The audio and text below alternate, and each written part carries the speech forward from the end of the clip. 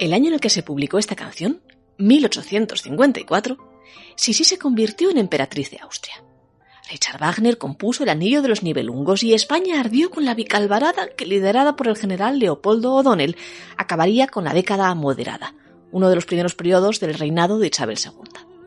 En Italia se daban los primeros pasos para la invención del teléfono y nacieron Oscar Wilde y Arthur Rimbaud. Y aquí, en el norte de España, tanto en Galicia como en Asturias, nos moríamos de hambre por los caminos, mientras el cólera picaba a nuestras puertas. Todo eso ocurrió en 1854, el año en el que se publicó esta canción.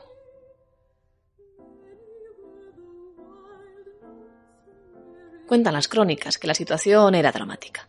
Por aquellos tiempos salió a la calle por vez primera el periódico El Industrial, dirigido por Protasio González Solís, quien definiría tiempo después la situación de Asturias en ese momento como angustiosa. La sucesión de las malas cosechas, las enfermedades infecciosas y las adversas circunstancias climatológicas acogotaban a un pueblo de tradición agrícola y ganadera, y los pueblos ofrecían, según don Protasio, un cuadro desconsolador. Especialmente Oviedo, a donde como punto céntrico afluían millares de desdichados hambrientos de las aldeas, nos dice el periodista, representando aquella Asturias de mediados del siglo XIX como si fuera una triste escena propia de los duros y pasados tiempos del Lazarillo de Tormes. Ánima sola que en el campo gime y llora, que me tengas compasión en esta hora. Hambre, malas cosechas, pobreza y una clase política alejada de la realidad del pueblo. Aquellas fueron las circunstancias sobre las que transcurre esta historia que hoy les voy a contar, y así fue que pasó lo que tenía que pasar. Y pasó en Oviedo, y en general en todo Asturias. Porque, como dice la popular canción, si algo nos ha enseñado la historia es que cuando un pueblo pasa hambre, hace la revolución.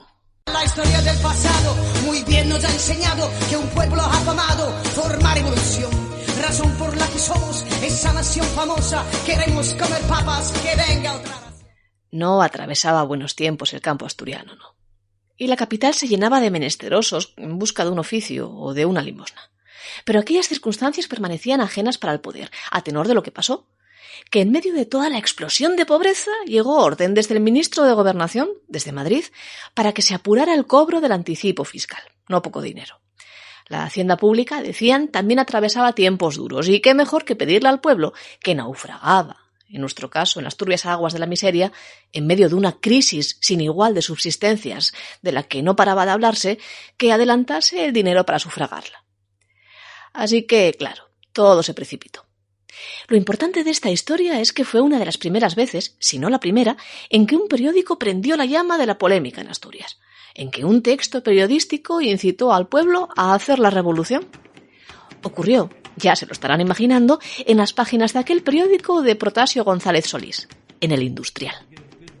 Fue concretamente el 22 de junio de 1854. Ese día, José María Bernaldo de Quirós, el marqués de Camposagrado, envía al Industrial un encendido manifiesto contra la decisión del gobierno central, refrendada, por cierto, por el gobernador civil, José de los Santos, a quien apodaban el Ferre. Lo tituló El Manifiesto del Hambre y en él se dispuso a contar, literalmente, la verdad desnuda y la horrorosa miseria que aflige a este suelo y al abandono total con el que se le mira desde Madrid. Unas líneas incómodas para las autoridades, pero que hoy, a casi 150 años de aquel suceso, nos ayudan a echar la vista atrás. Cuenta Bernaldo de Quirós que la crisis se remontaba, en el caso del occidente asturiano, al año 1852, año en que se había perdido por completo la cosecha. Desde entonces todo se había sucedido muy rápido. Asturias, leo literalmente, provincia que contribuye al sostén y seguridad del Estado con la sangre de 1.145 de sus hijos y con 26 millones al erario, según el marqués, y que nunca había pedido compensaciones económicas por ello, se veía ahora necesitada de ayuda del gobierno central, pero no la tuvo. En noviembre y en diciembre de 1853, las multitudes de gente famélica invadieron Oviedo. Venían de los pueblos dispuestos a lo que hiciera falta para llevarse un mendrugo de pan a la boca, porque sus tierras estaban secas. Cuenta Bernaldo de Quirós que entonces una comisión de senadores y de diputados, él entre ellos, rogaron a Madrid ayuda que aliviase aquella situación.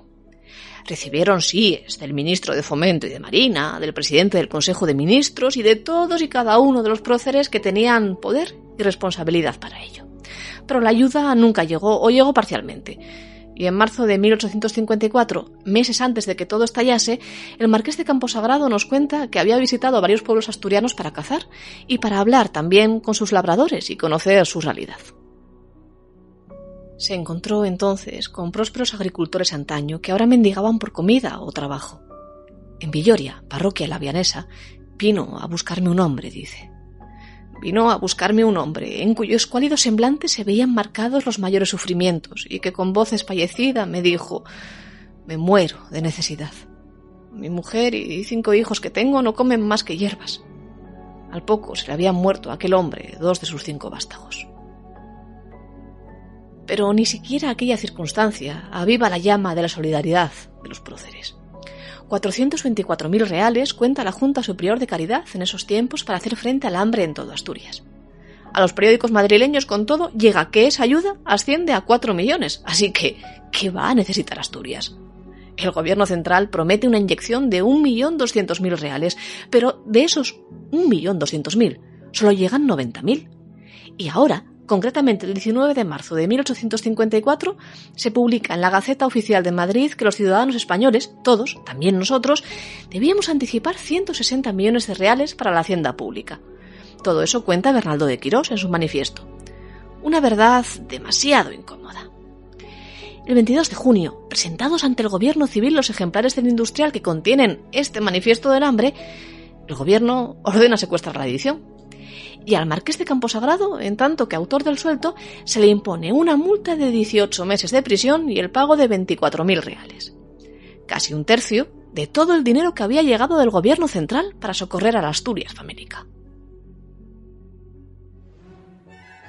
En fin, la noticia no tarda en correr por las calles de Oviedo. El gobernador civil, el Ferre, en carta al ministro de la Gobernación afirma que lo que dice Bernaldo de Quirós, que no tarda ni horas en satisfacer la multa que se le ha impuesto, son paparruchas.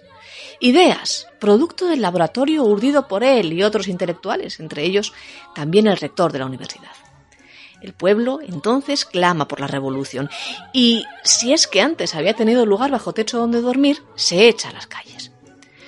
Esos días también estalla la bicalvarada en las calles de Madrid, pero aquí, en Asturias, también tenemos nuestra particular insurrección. Las hordas populares quieren la cabeza del Ferre. El gobernador se ve obligado a pedir auxilio para salvar el pellejo y... ¿saben a quién se lo pide? Bingo. A Pepito Quirós, el marqués de Camposagrado, autor del manifiesto del hambre. Narra la leyenda, tantas veces confundida con la historia, que fue Xoanón, el de Cabaña Quinta, quien ya nos ha visitado por nuestro podcast alguna vez. Aquí también hemos narrado su historia, como sabrán nuestros seguidores ya, quien transportó al Ferre a la casa del marqués de Camposagrado, y de esta, atravesando los caminos del Padrún, hasta Mieres, donde pudo así tomar la silla de postas y huir de la revolución. Esta revolución, o mejor dicho, las revoluciones avanzaban por todo el país, también aquí en Asturias. Al cabo de un mes se formaría la Junta Revolucionaria, presidida, como no podía ser de otra manera, por el marqués de Camposagrado. Y en el trasfondo de todo aquel tinglao se escondían, como siempre en nuestro pasado y en nuestro presente, multitud de causas, no solamente el hambre.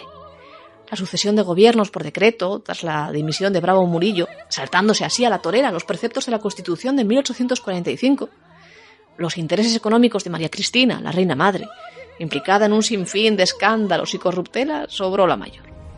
En Asturias habló, sí, el hambre. Y en general, el sistema político acabó por cambiar de cuajo. Y María Cristina, la reina madre, por cierto, se fue al exilio. Y todo porque la prensa quiso publicar unas cuantas verdades. Vaya por Dios.